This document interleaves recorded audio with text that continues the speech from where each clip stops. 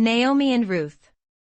In the days when the judges ruled, there was a famine in the land, and a man from Bethlehem in Judah, together with his wife and 2 sons, went to live for a while in the country of Moab. The man's name was Elimelech, his wife's name Naomi, and the names of his 2 sons were Mahlon and Chilion. They were Ephrathites from Bethlehem, Judah. And they went to Moab and lived there. Now Elimelech, Naomi's husband, died, and she was left with her 2 sons. They married Moabite women, one named Orpah and the other Ruth. After they had lived there about 10 years. Both Mahlon and Chilion also died, and Naomi was left without her 2 sons and her husband. When she heard in Moab that the Lord had come to the aid of his people by providing food for them, Naomi and her daughters-in-law prepared to return home from there. With her 2 daughters-in-law she left the place where she had been living and set out on the road that would take them back to the land of Judah. Then Naomi said to her 2 daughters-in-law, "Go back, each of you, to your mother's home. May the Lord show kindness to you, as you have shown to your dead and to me. May the Lord grant that each of you will find rest in the home of another husband." Then she kissed them and they wept aloud. And said to her, "We will go back with you to your people." But Naomi said, "Return home, my daughters. Why would you come with me? Am I going to have any more sons, who could become your husbands?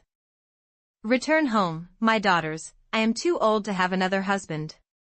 Even if I thought there was still hope for me, even if I had a husband tonight and then gave birth to sons.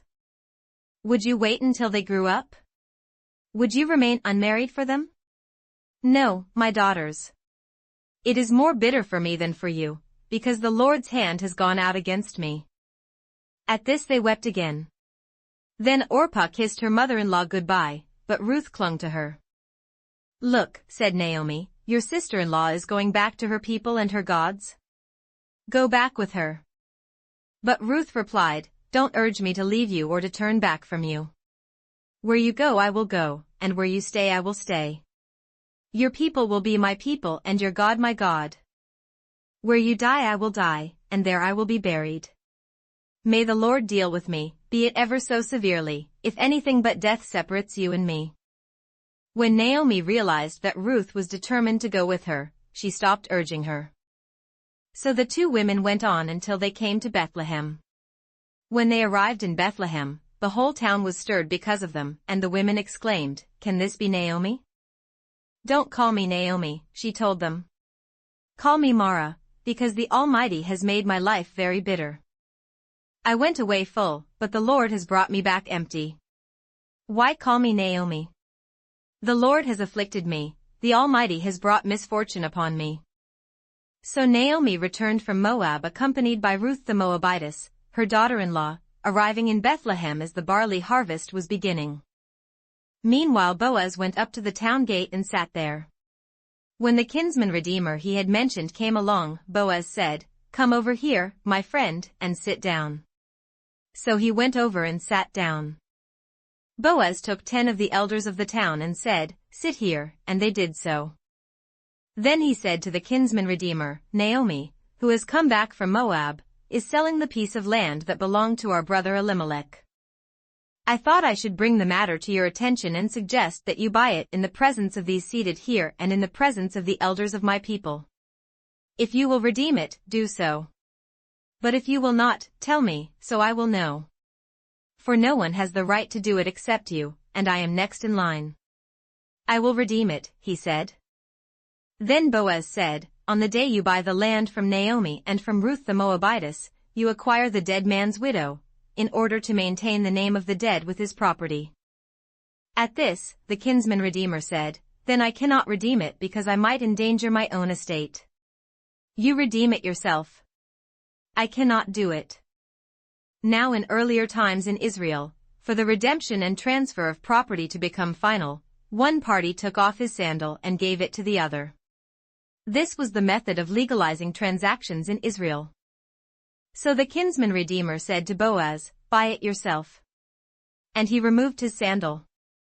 Then Boaz announced to the elders and all the people, "Today you are witnesses that I have bought from Naomi all the property of Elimelech, Chilion and Mahlon. I have also acquired Ruth the Moabitess, Mahlon's widow, as my wife, in order to maintain the name of the dead with his property, so that his name will not disappear from among his family or from the town records. Today you are witnesses." Then the elders and all those at the gate said, "We are witnesses. May the Lord make the woman who is coming into your home like Rachel and Leah, who together built up the house of Israel. May you have standing in Ephrathah and be famous in Bethlehem. Through the offspring the Lord gives you by this young woman, may your family be like that of Perez, whom Tamar bore to Judah." So Boaz took Ruth and she became his wife. Then he went to her, and the Lord enabled her to conceive, and she gave birth to a son. The women said to Naomi, "Praise be to the Lord, who this day has not left you without a kinsman redeemer. May he become famous throughout Israel. He will renew your life and sustain you in your old age. For your daughter-in-law, who loves you and who is better to you than 7 sons, has given him birth." Then Naomi took the child, laid him in her lap and cared for him.